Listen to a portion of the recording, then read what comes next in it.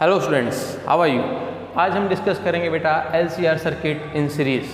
आपके पास एक इंडक्टर है जिसकी सेल्फ इंडक्टेंस L आपको गिवन है, कैपेसिटर है जिसकी कैपेसिटेंस C है और एक रेजिस्टेंस है जिसकी वैल्यू R है। उन तीनों को आपने सीरीज में जोड़ा और एक वेरिएबल सोर्स के क्रॉस अटैच कर दिया। ठीक है, देखिए आपने इन तीनों कंपोनेंट को अलग अलग पढ़ा हुआ है। L सर्किट में आपको पता है कि वोल्टेज लीड करती है करंट से, ठीक है। C सर्किट में करंट लीड करता है वोल्टेज से बाय π/2 और R सर्किट में दोनों सेम फेज में रहते हैं। अब मैं LCR सर्किट में ये पता करना चाहता हूँ, जब मैं इन तीनों को इकट्ठा जोड़ूँ तो इस पर्टिकुलर कॉम्बिनेशन में कौन लीड करेगा, मतलब करंट लीड करेगा कि वोल्टेज लीड करेगा और कितने अमाउंट से करेगा। ठीक है, तो हमारे लिए जो प्रॉब्लम है LCR सर्किट में, जो क्या हमें फाइंड आउट करना है कि कौन लीड कर रहा है और कितने अमाउंट से लीड कर रहा है। क्लियर है बात आपको? ठीक है, देखिए क्योंकि एक सीरीज कनेक्शन है तो अच्छी बात यह है कि करंट तीनों कंपोनेंट में से सेम गुजरेगा। अगर L में करंट मैक्सिमम है तो उसी समय C और R में से भी करंट क्या गुजर रहा होगा, मैक्सिमम गुजर रहा होगा। अगर L में से करंट 0 गुजर रहा है तो C R में से भी करंट कितना होगा, 0। देखो ये एक वेरिएबल करंट है, ठीक है, तो वैल्यू तो वेरी होगी परंतु तीनों कंपोनेंट में एक समय पर एक ही वैल्यू होगी। क्लियर है, तो करंट यहाँ पर एक शरीफ बच्चे की तरह बिहेव कर रहा है, लेकिन उधम कौन मचाएगा बेटा, voltage मचाएगी।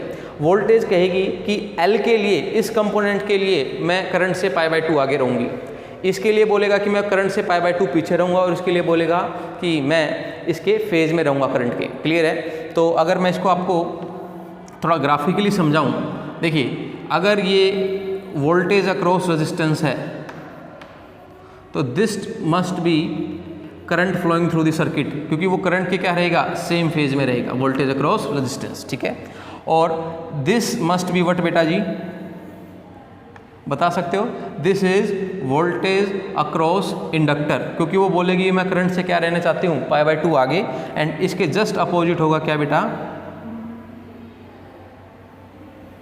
This is voltage across capacitor. Clear है, अब इस प्रॉब्लम को सोल्व करने में हमारी हेल्प करेगा बेटा फेजर डायग्राम। चलिए फेजर बनाते हैं। Let any time t circuit में से करंट पास कर रहा है I, ठीक है। एट एनी टाइम t की बात की है तो ये एंगल कितना होगा, ω/t होगा, ठीक है। और आपको पता है कि करंट के साथ सेम फेज में होगा voltage across the resistance. Okay जी, अब आपको ये भी पता है कि इंडक्टर की वोल्टेज इस करंट से π/2 आगे होगी, तो this will B voltage across the inductor. देख लीजिए 90 डिग्री है, और कैपेसिटर की वोल्टेज करंट से क्या होगी, 90 डिग्री पीछे होगी। ठीक है, तो दिस विल बी VC। और आपको पता है कि फेजर की जो लेंथ होती है वो कोरोस्पोंडिंग होती है मैक्सिमम वैल्यू के। क्लियर है बात, तो ये मैक्सिमम वैल्यू में लिख लेता हूँ। ओके, अब ध्यान से देखो, अपने को इन तीनों वोल्टेज का डेट इज़ VL, VC और VR का रिजल्टेंट निकालना है और फिर ये देखना है कि वो करंट से आगे है कि पीछे। अब देखो पहले मैं इन दोनों को सोल्व करता हूँ। हो सकता है कि VL ग्रेटर हो किससे, VC से, तो रिजल्टेंट किस तरफ आ जाएगा, इस तरफ आ जाएगा, इन दोनों वेक्टर का। क्लियर है, and that will be equal to VL minus VC maximum. Clear है बात, मान लो बेटा ये 100 वोल्ट है, ये 50 वोल्ट है, तो रिजल्ट उस तरफ आ जाएगा इन दोनों वेक्टर का। ठीक है, और दूसरे केस में अगर ये मैक्सिमम हो तो रिजल्टेंट कैसे आ जाता, नीचे आ जाता। क्लियर है, अब इन दोनों का तो ये रिजल्टेंट आ गया, अब आपको इन दोनों का रिजल्टेंट निकालना है। तो आपको पता है वेक्टर एडिशन से आप एक पैरेललोग्राम बनाइए, ठीक है, और उसका डायगोनल इन दोनों का क्या होगा, रिजल्टेंट होगा। क्लियर हो रही है बात आपको, तो this will be the resultant voltage. ठीक है, और आप देख सकते हैं इस केस में वोल्टेज करंट से लीड कर रही है। ठीक है, तो अगर VL ग्रेटर हो किससे, VC से, तो आप कह सकते हैं कि voltage lead current by phi. Clear है बात आपको, अब इस फाई को निकालना है, ये तो हमें पता कर लिया कि वोल्टेज लीड करेगी, अब निकालना हमें फाई। तो ध्यान से देखो कि राइट एंगल ट्रायंगल बन रही है, तो टेंजेंट फाई निकाल लेता हूँ बेटा मैं। टेंजेंट फाई कितना होगा, परपेंडिकुलर बाय बेस, ये चीज़ क्या है, VL माइनस VC। ठीक है, VL माइनस VC, और नीचे वाली ये क्या है, VR। क्लियर है बात आपको, आपको पता है मैक्सिमम वैल्यू के कोरोस्पोंडिंग में ओम्स लॉ लगा सकता हूँ, तो ये आ जाएगा I0 into XL minus I0 into XC divided by I0 into R। I0 को कॉमन लीजिए, कैंसिल आउट कर दीजिए, तो XL minus XC divided by R। Clear है बात। तो ये आ जाएगा आपका टेंजेंट फाई। समझ आई बात आपको। तो अगर आप करंट की इक्वेशन ये लिखते हैं I = I0 sine omega t, तो वोल्टेज की इक्वेशन क्या हो जाएगी V0 sine omega t plus phi. Clear है बात आप, ठीक है। अब सेकंड केस को भी डिस्कस कर लेते हैं। ये तो पहला केस हो गया है ना। सेकंड केस में उल्टा हो जाएगा कि VC ग्रेटर हो जाए किससे, VL से। तो आप देख सकते हो कि रिजल्टेंट नीचे आ जाएगा बेटा, है ना। And this is corresponding to VC minus VL of maximum. अब आपको इन दोनों वेक्टर का क्या लेना पड़ेगा, रिजल्टेंट लेना पड़ेगा, ठीक है। इन दोनों वेक्टर का क्या लेना पड़ेगा, रिजल्टेंट लेना पड़ेगा। तो रिजल्टेंट यहाँ कहीं आएगा, देखो जरा ध्यान से, ठीक है। और उस केस में करंट लीड करेगा किससे, वोल्टेज से, बाय अमाउंट फाई। क्लियर है। तो ये फाई भी कैसे निकलेगा, वैसे ही टेंजेंट फाई निकाल लीजिए आप। टेंजेंट फाई क्या होगा, this will be equal to VC minus VL maximum by VR maximum. Clear हो रही है कि नहीं हो रही बात आपको, ठीक है। और इसको जब सोल्व करेंगे तो क्या आ जाएगा, XC minus XL by R। Clear हो रही है बात, ठीक है। This will be your answer in second case when VC greater than VL, ठीक है बेटा। अब देखो आपको ये दोनों फॉर्मूले याद करने की जरूरत नहीं है, आप एक ही फॉर्मूला याद करो, ठीक है। XL minus XC by R, ठीक है। मान लो ये पॉजिटिव आया, पॉजिटिव आया तो ये टेंजेंट फाई पॉजिटिव होगा।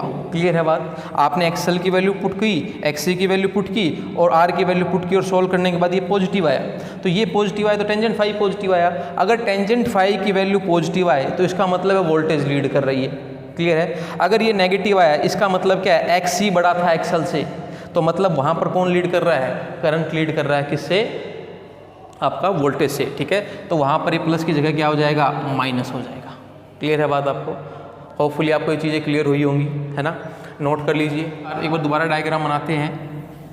देखिए आपको पता है this will B VR and this will B I, और अगर मैं इसको मानूँ कि VL बड़ा है, this will B VL minus VC maximum, है ना।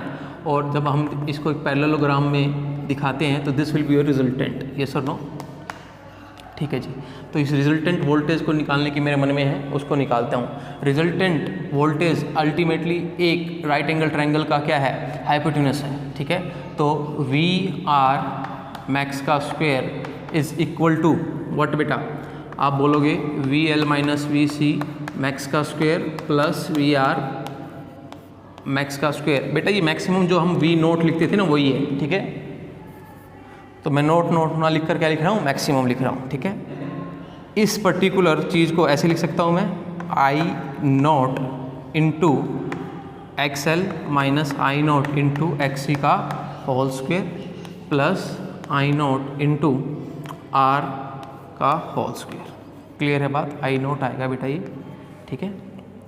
ये मैक्सिमम हटा दो क्योंकि ये मैक्सिमम के कोरोस्पोंडिंग ही वैल्यू होती है, ठीक है।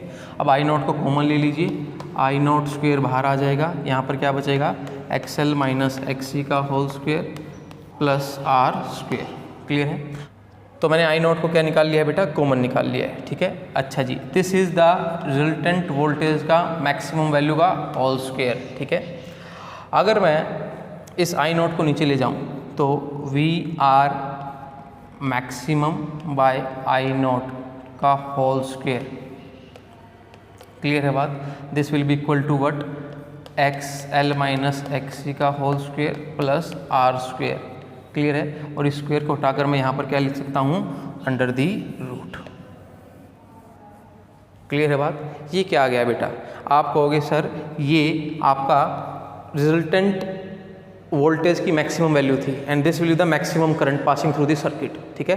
तो वोल्टेज अपॉन I ये पूरे सर्किट का रिजल्टेंट वोल्टेज है and this will be the current flowing through the circuit. तो दिस गिव मी व्हाट बेटा, total resistance of the circuit, yes और no, and that is called Z, और इसको मैं बोलता हूँ इम्पीडेंस,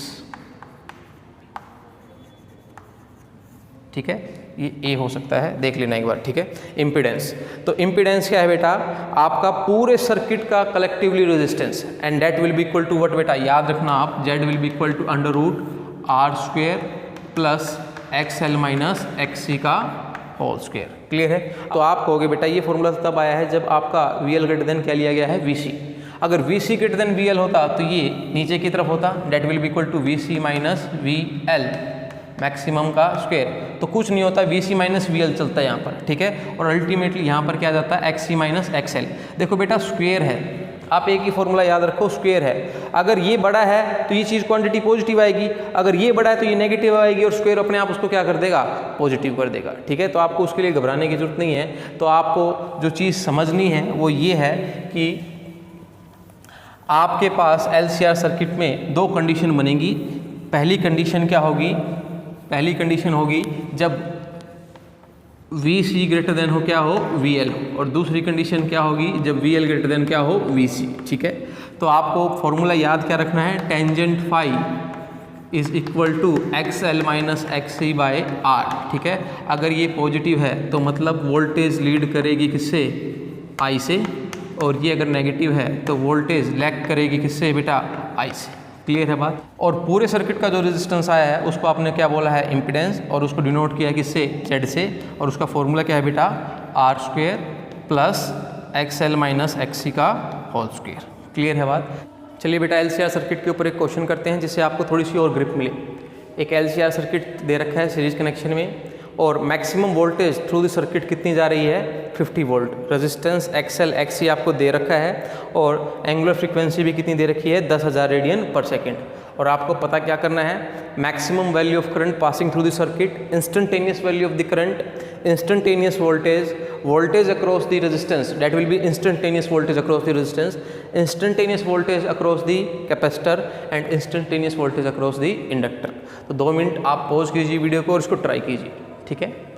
तो कर लिया बेटा आप लोगों ने ट्राई। चलिए अब देखो ज़रा ध्यान से, अपने को इतनी चीज़ें निकालनी है, ठीक है। तो सबसे पहले क्या मैं Z निकाल लूँ बेटा, Z क्या होगा, under root R square plus XL minus XC का होल स्क्वेयर। तीनों चीज़ें आपको पता है, R पता है, XL पता है, XC पता है, तो Z आ जाएगा। देखिए मैं सोल्व नहीं करूँगा, वो काम आपका है, ठीक है। तो Z आपके पास आ गया। अब आपको पता है कि वोल्टेज थ्रू द सर्किट जो मैक्सिमम है वो कितना है, VM है, ठीक है, और that will be equal to I0 into Z। Clear है बात आपको, क्योंकि बेटा ओम्स लॉ तो आपका पीक वैल्यू के लिए हमेशा वैलिड है, ठीक है, और वो LCR सर्किट में भी वैलिड है, और LCR सर्किट का रेजिस्टेंस कितना है, R है, ठीक है। तो यहाँ से मैं I0 निकाल लूँगा बेटा। VM कितनी दे रखी है मेरे को, 50 दे रखी है। अब I0 आपके पास आ गया, जरा ध्यान से देखो, तो क्या इंस्टेंटेनियस वैल्यू आ जाएगी आपके पास, वो क्या होती है, I0 साइन ओमेगा t। तो आपके पास ओमेगा है तो 10,000 यहाँ पुट कर देना, I0 आपने यहाँ से निकाल लिया है। क्लियर है, तो I की वैल्यू भी आ गई। तो ये दो चीज़ें तो आपकी निपट गई, ठीक है। अब आपको पहले तो ये पता करना पड़ेगा कि इस सर्किट में वोल्टेज लीड कर रहा है कि लैग, क्योंकि I तो आपने मान लिया है, अब वोल्टेज में ही प्लस माइनस फाई हो सकता है। क्लियर है, तो आप टेंजेंट फाई निकाल लो। टेंजेंट फाई क्या होगा, XL minus XC by R, ठीक है। तो ये हो गया आपका XL 600 माइनस 200, तो 400 बाय 300, ठीक है। तो ये पॉजिटिव आ गया बेटा, 400 बाय 300। क्लियर है, टेंजेंट फाई कट जाएगा तो 4 बाय 3 भी आ गया, तो पॉजिटिव आ गया। तो कौन लीड कर रहा है, वोल्टेज लीड कर रहा है, और कितने अमाउंट से कर रहा है, फाई अमाउंट से। ये वैल्यू बेटा टेंजेंट की किस पर होती है, 53 पर होती है। तो फाई की वैल्यू कितनी आ गई, 53 डिग्री, ठीक है। ये आपको मिलेगा, इसके लिए परेशान मत होना, ठीक है। अब आपको मैं बता देता हूँ कि 53 को आपको किस में कन्वर्ट करना पड़ेगा, रेडियन में। ये डिग्री में है, रेडियन में कन्वर्ट करेंगे तो 0.92 रेडियन आ जाएगा बेटा आपका, ठीक है। और वोल्टेज की इक्वेशन क्या आ जाएगी, V is equal to V0 sine omega t plus 0.92। Clear हो रही है बात आपको, ये रेडियन में पुट करना है यहाँ पर आपको, ठीक है। तो वोल्टेज आपके पास आ गई, वेरी गुड। अभी अपने को क्या निकालना है बेटा, तीनों कंपोनेंट के क्रॉस वोल्टेज निकालनी है और इंस्टेंटेनियस वोल्टेज निकालनी है, ठीक है। तो इंस्टेंटेनियस वोल्टेज में मैक्सिमम और पीक वोल्टेज का यूज होगा। तो मेरे को रेजिस्टेंस के क्रॉस मैक्सिमम वैल्यू, कैपेसिटेंस के क्रॉस मैक्सिमम वैल्यू, और इंडक्टर के क्रॉस मैक्सिमम वैल्यू चाहिए किसकी, वोल्टेज की। तो VR0 कैसे निकाल सकता हूँ मैं, okay, VR0 will be equal to I0 into R, yes और नो। I0 आपके पास है, R आपको गिवन है, तो ये निकल जाएगा। इसी तरीके से V अक्रॉस L मैक्सिमम कैसे निकालूंगा, I0 इंटू XL, और V अक्रॉस कैपेसिटर मैक्सिमम कैसे निकालूंगा, I0 इंटू XC, ये निकल जाएगा। क्लियर है बात, ठीक है। अब आपको पता है कि रेजिस्टेंस के अक्रॉस इंस्टेंटेनियस वोल्टेज कैसे लिखी जा सकती है, VR is equal to VR0, ठीक है, और वो करंट के साथ सेम फेज में होगा, तो साइन ओमेगा टी। क्लियर है बात, एज इट इज़। इसी तरीके से V L must be equal to V L not, और इंडक्टर का वोल्टेज करंट से कितना आगे होता है, पाई बाय 2, तो sine omega t plus pi by 2। Clear है बात। और कैपेसिटेंस क्या क्या लिखा जाएगा, वी सी नॉट साइन, और ये पाई बाय 2 पीछे होगा, तो omega T minus pi by 2।